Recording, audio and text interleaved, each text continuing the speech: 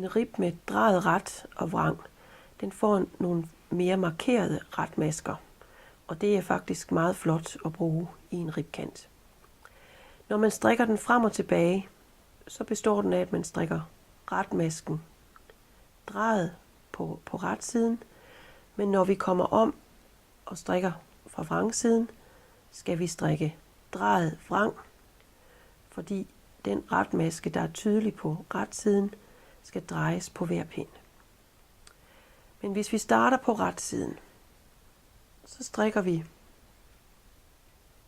en drejet ret, og det gør man ved at strikke bag ind i retmasken, i stedet for foran, som vi plejer. Så drejet ret og en vrang. En drejet ret og en vrang.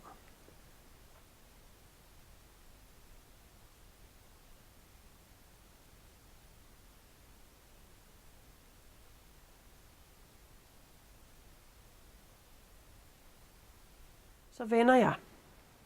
Det her var min retside, så nu vender jeg om og skal strikke fra vrangsiden.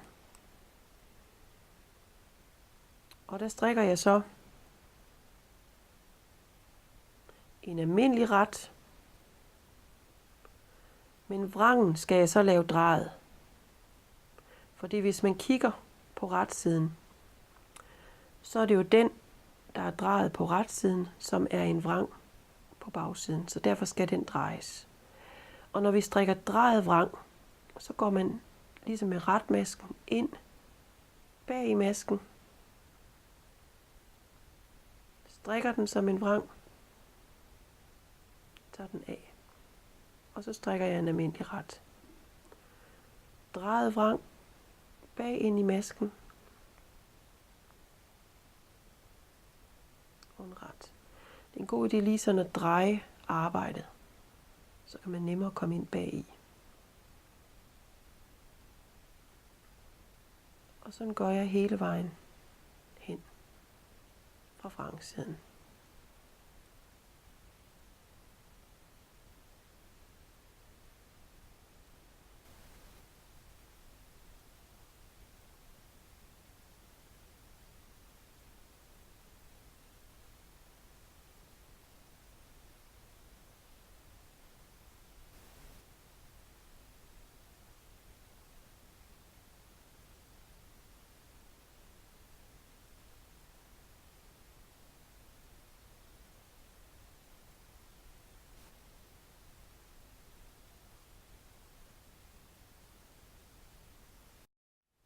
Hvis man strikker den her rib med drejet ret og vrang, men gør det på en rundpind, så behøver man ikke at strikke drejet vrang, fordi så strikker man det kun for retsiden.